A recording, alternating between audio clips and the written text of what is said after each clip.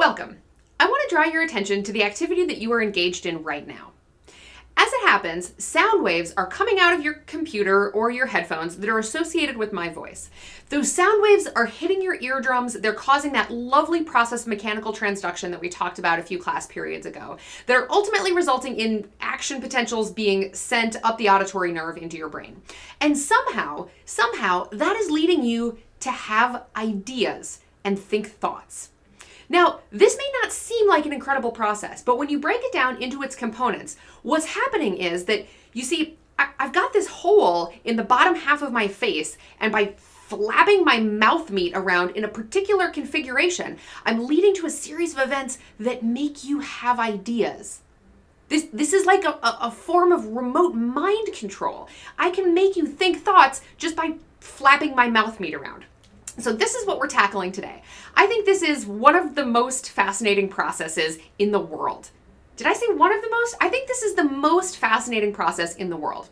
Today we're talking about understanding spoken language. And this is really near and dear to my heart because this is what I do research on in my lab. Okay, I'm going to play you a voicemail that my friend Aaron left for my friend David. I want you to listen closely and try to determine what Aaron said. Hey David, one more thing that I noticed about figure 1 where you first show the cumulative degree distributions for the different measures. All right, now here's the text of how Google Voice transcribed that. Now listen again. Hey David, one more thing that I noticed about figure 1 where you first show the cumulative degree distributions for the different measures. So Google Voice did okay on some of the words and totally messed up others. So one of the clues that we have that understanding speech is actually complicated and difficult is that it's much harder for computers to do it than for humans. So why does speech perception pose a particular challenge? What's hard about it? Well, what I hope to convince you is that recognizing speech is such a mammothly complicated cognitive and perceptual task that it shouldn't be surprising that it's hard for computers. It should be surprising that it's easy for us.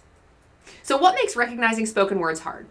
Well, to begin with, our mental dictionaries, our mental lexicons, are estimated to have something like 60,000 words. Words are certainly the only thing that you know 60,000 of, right? You don't know 60,000 people, you haven't seen 60,000 movies. The only thing that there are 60,000 units of in your brain is words. So when you hear a particular individual word, what you need to do is identify what that signal corresponds to in your mental lexicon. You have to search 60,000 entries to figure out which one you've actually heard. Now, that's already a challenging task, but what makes it even harder is that many of the speech sounds, many of the individual units that we can hear are very similar to one another. So this is a spectrogram showing someone saying to and do. And what you may notice is that the spectrograms look really similar to one another. The only difference is that region that's shaded in red. Right at the beginning, there's a timing difference in to and do of about 70 milliseconds. If you put your fingers on your throat, actually do this, put your fingers on your throat and say to do, to do. What you may notice is the time between when you start to say t and your vocal cords start to vibrate is much longer for to than for do. Try it again. To do, to do. And that timing difference is, like I said, about 70 milliseconds.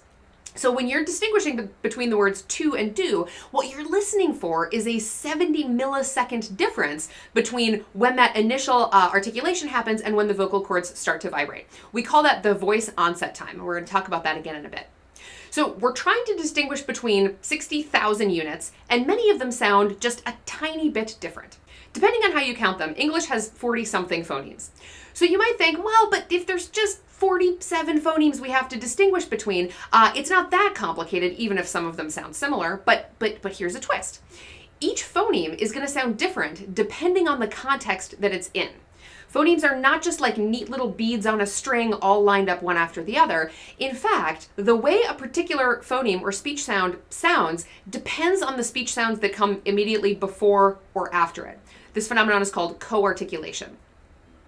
So here's a waveform representing bag and big. If phonemes were like beads on a string, separate and distinct, we should be able to isolate a particular chunk of that speech waveform that just sounds like b, right? There's going to be a b part and an a part and a g part for bag. So let's listen to just this first chunk of bag. Even very early, you can still hear what vowel is present. So compare this to what the beginning of big sounds like. Big. Big. So you can already tell them apart at that point. So we say, okay, well, let's just move it a little bit earlier. So now we're only hearing the very, very beginning. Surely that's just going to be ba.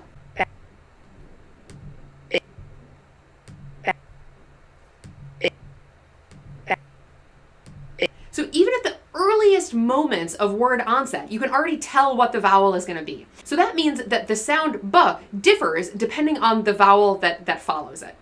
So you think you are hearing the same sound in both those cases. You think you're hearing a b phoneme, but that's actually a function of the way that your brain is perceptually organizing the information, because the ba and the bi don't have that much in common.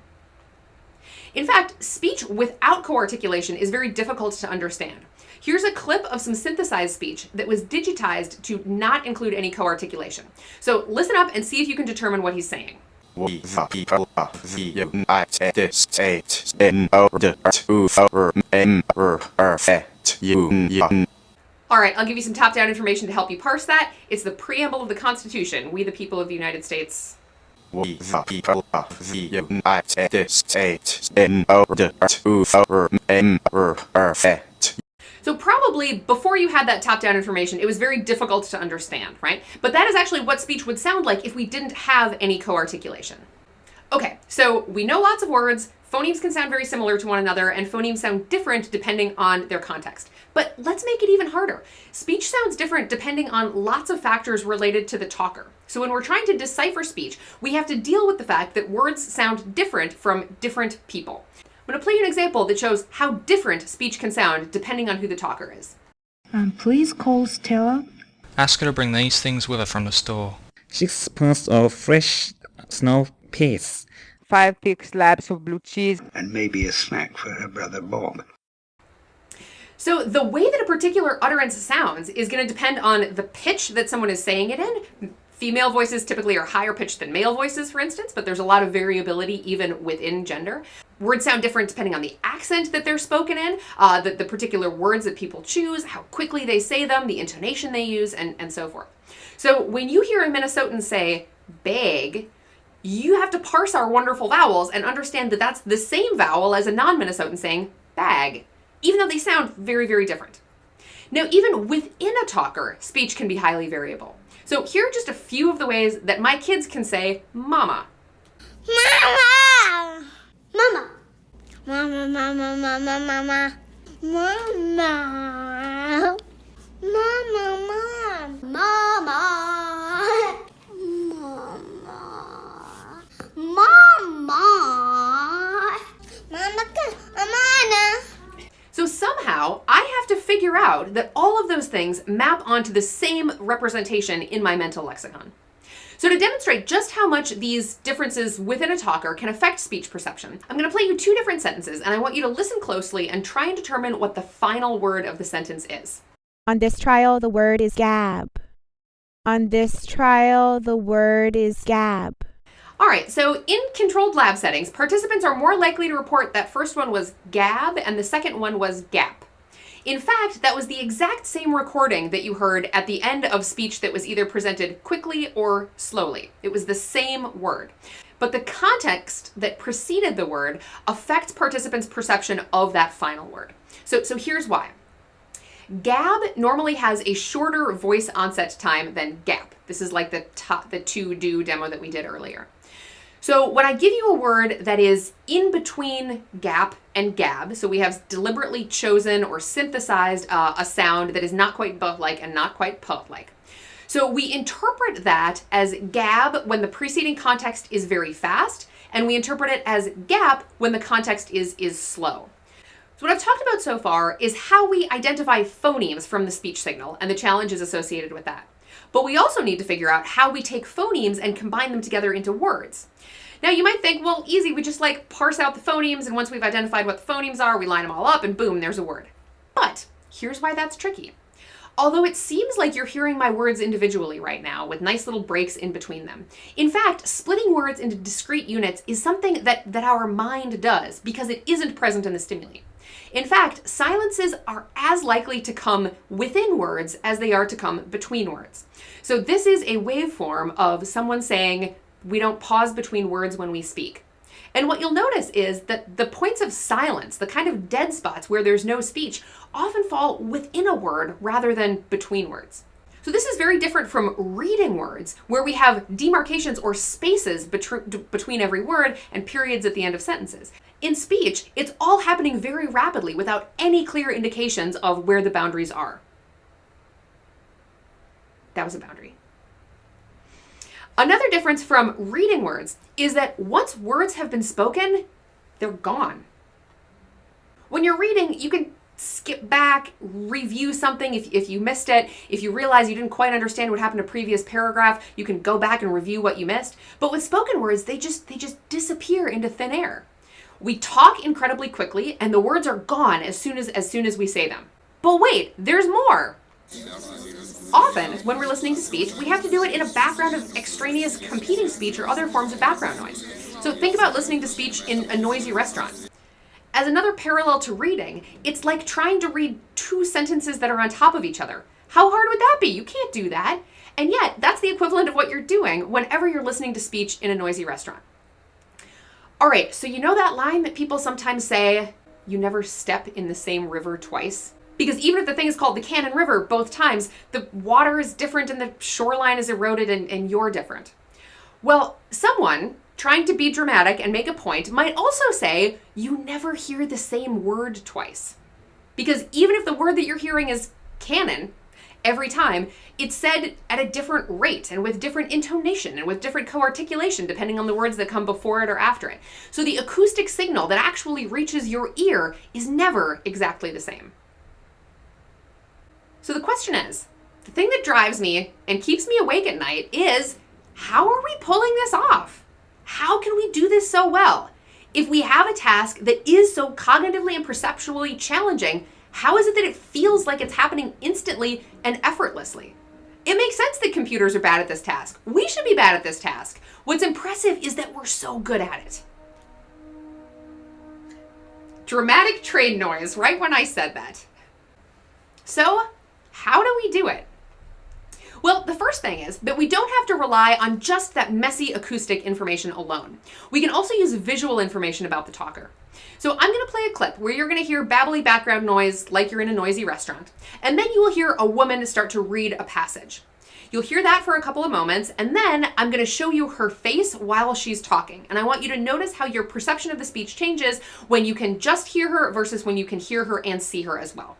4,000 years ago, just 5 miles north of present-day Thetford in Norfolk County, England, our Neolithic ancestors began what may have been the largest early industrial process. This is the site the Anglo-Saxons called grimy graves. All right, it makes a big difference, right? The speech gets much easier to understand when you can see what she is saying as well as hearing her. So a very robust finding in the spoken word recognition literature is that being able to see the talker significantly increases word identification accuracy. So this represents the accuracy with which people identify words presented in background noise via 3 mediums: auditory, so just hearing alone; visual only, so just lip reading; and audiovisual. And you can see that audiovisual is by far the best. It's even better than the sum of audio only and visual only.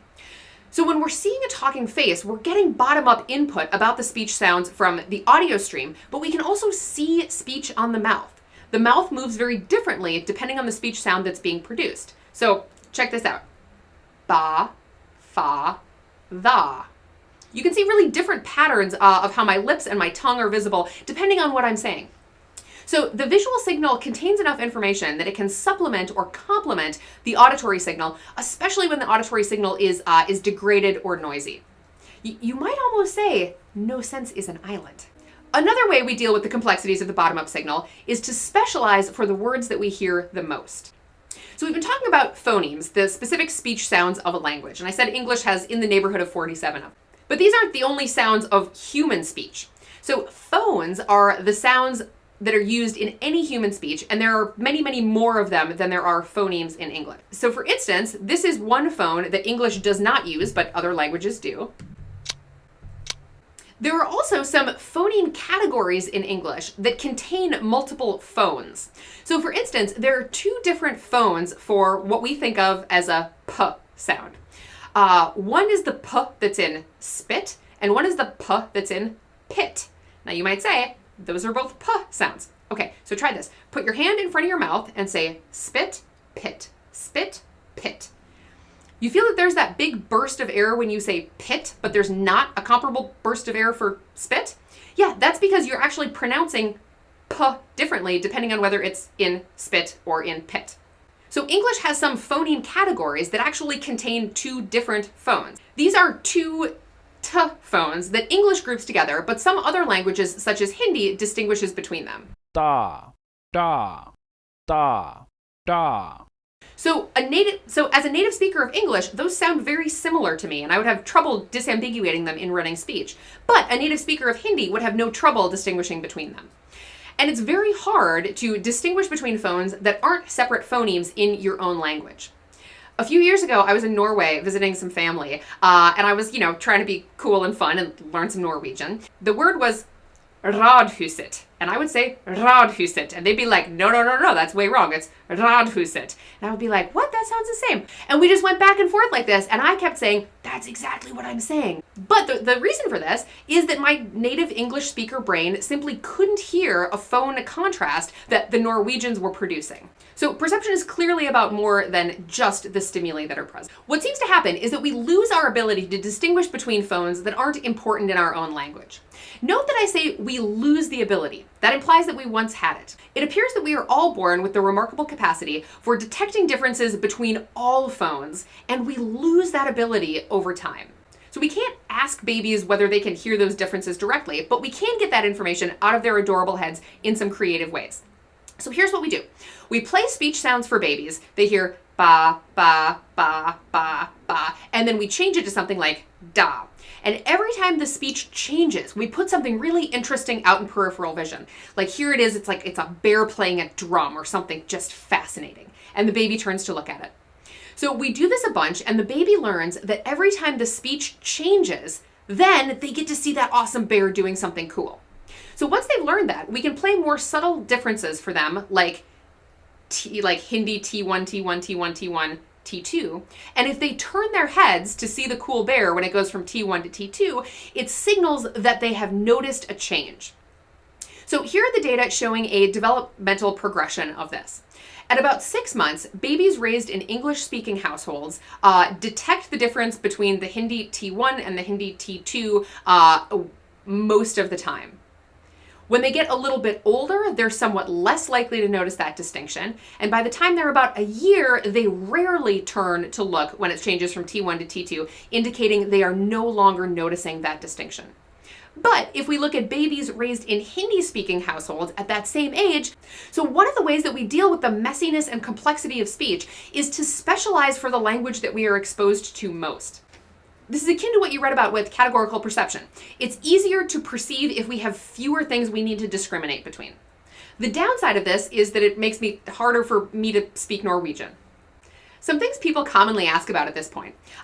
Babies raised in bilingual households retain the ability to discriminate between all of the phonemes for both languages that they're being raised in. But research shows that you need to expose your children to actual real-life speakers of the language in order for them to retain those phoneme distinctions. So if, for instance, I just play my kids lots of audiobooks of people speaking Hindi, it's not going to let them maintain that distinction between T1 and T2. Okay, so visual information and phoneme pruning are two of the ways that we can overcome the challenges of speech perception via bottom-up mechanisms. But that's not all we can use. We can also use top-down information too. You read about the phoneme restoration effect, in which missing speech sounds are filled in. So when you hear this, the state governors met with their respective legislatures convening in the capital city. So one sound was removed and replaced with a cough. And probably you heard the cough, but can you tell me which sound was replaced? Yeah, people are generally pretty bad at figuring it out. They'll say it was somewhere in legislature, I don't know, and then they kind of guess which speech sound it was. But you know what the word was, and you know what the sentence meant, even though you can't figure out what bottom-up information was missing. So one of the reasons for this is that you know that legislature and legislature aren't words. And so you use your knowledge of lexical structure in English to fill in the fact that even though you didn't hear the S in legislature, you know what that word was intended to be. So one way that we can overcome the difficulties of the bottom-up signal is by using lexical knowledge. We can also use our expectations based on semantics or meaning.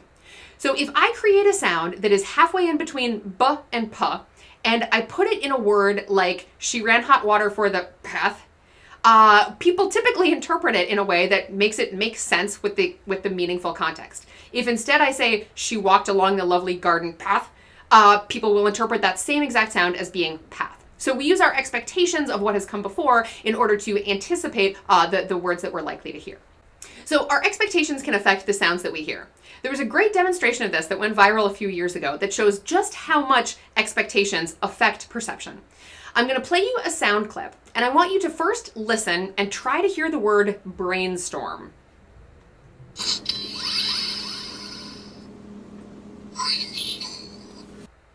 All right, now listen again to the same exact clip, but instead of hearing brainstorm, listen for green needle.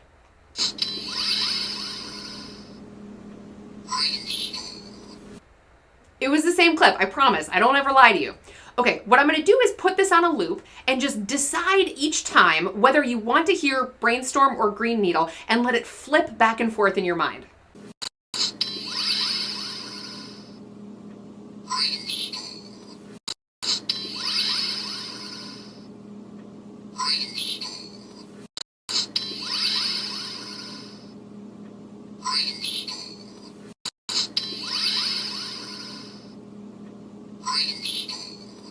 How cool is that?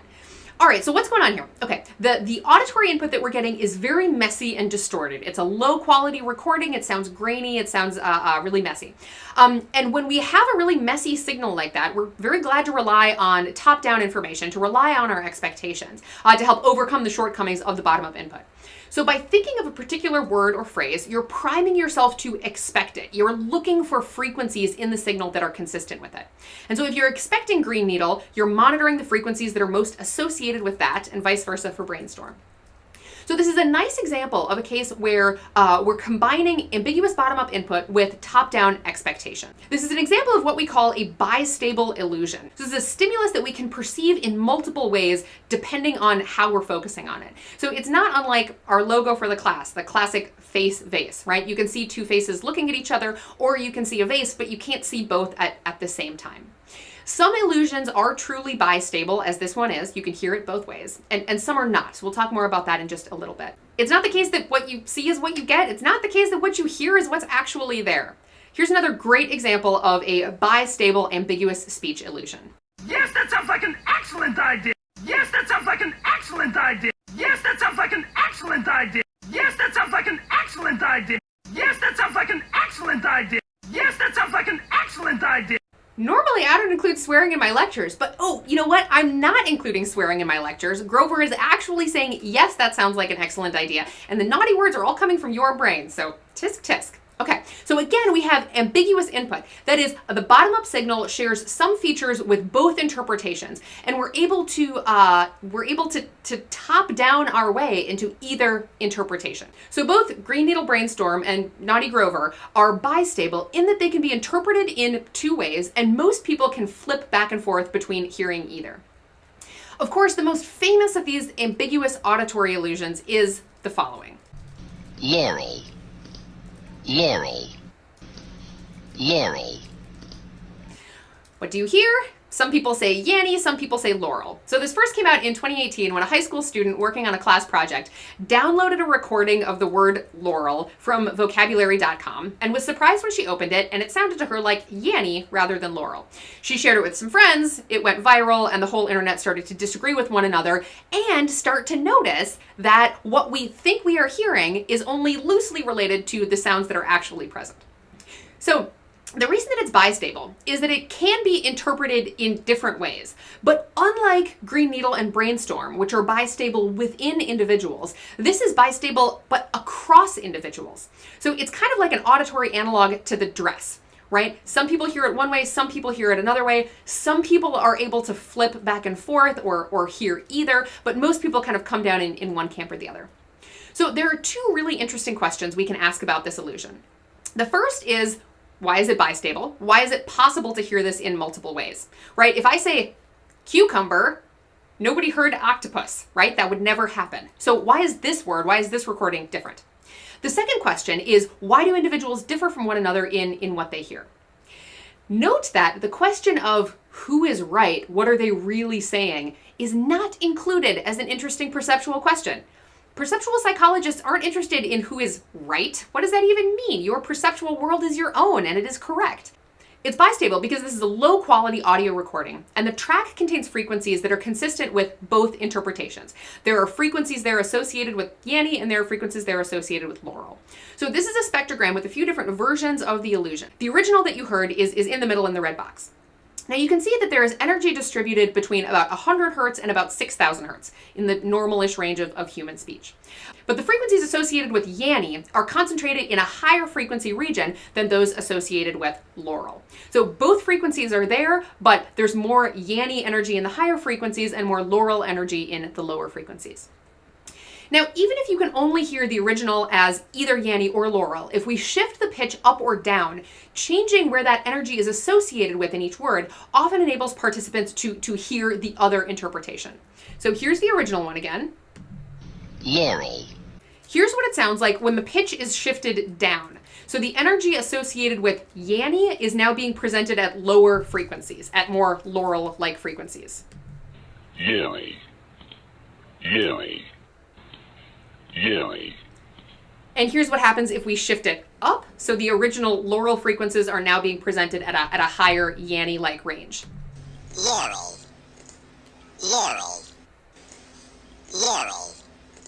So most people report that with that shift, they can hear the other interpretation.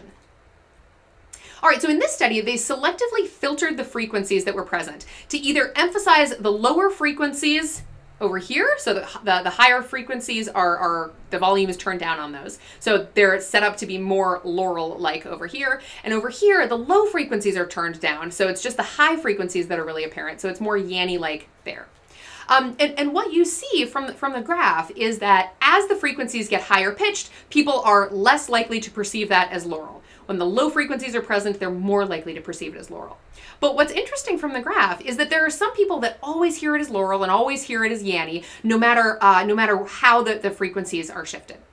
So it is bistable because there is actually information that is consistent with both interpretations. So why are there individual differences? All right, so there are probably a few different things at play. One has to do with the nature of the device that listeners heard the recording on.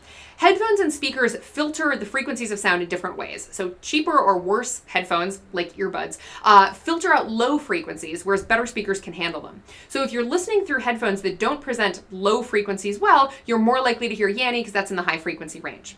But that can't be the whole story because two people standing in front of the same speakers can still hear it differently. Another factor may be the hearing ability of listeners. So if listeners have worse hearing at the frequencies associated with Yanny, for instance, they're more likely to perceive Laurel.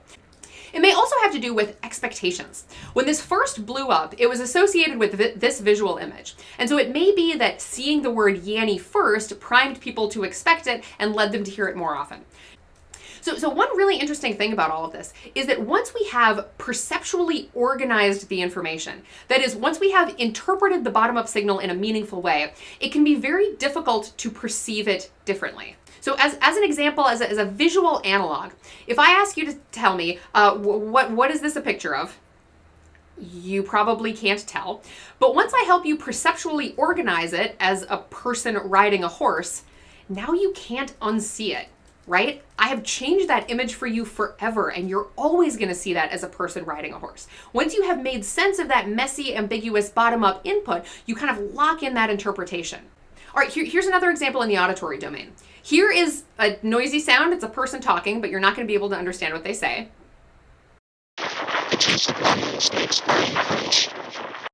Now here's the same sentence, but with the speech made more clear. The juice of lemons makes fine punch. All right, now here's that first one that you heard, that noisy sound again. So once you have deciphered meaning, we tend to hold on to that meaning. So if you originally heard Yanny Laurel on speakers with poor representation of the low frequencies, so you perceptually organized to Yanny, you'll probably continue to hear that even on different speakers. All right, so to sum up, speech is hard, or it should be hard, but somehow we're able to perceive spoken language in what feels like an effortless and instant way. And we do that because we have multiple sources of help other than just the messy acoustic signal. We can use bottom-up mechanisms like visual input and becoming more selective about the phonemes that we can perceive. And we can use top-down mechanisms like our knowledge of words in the language that we speak, semantic context, and the expectations that we have. As always, it's been a pleasure speaking to you. I'll talk to you more in class.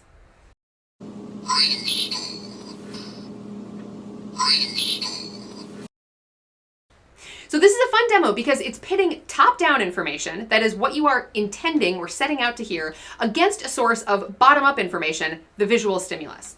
My experience is that when I'm trying to hear the same thing as the mouth is conveying, it makes the experience stronger. But if I try to hear the opposite of the mouth, the top-down expectation overrides the visual effect. I'll be interested to hear what you think.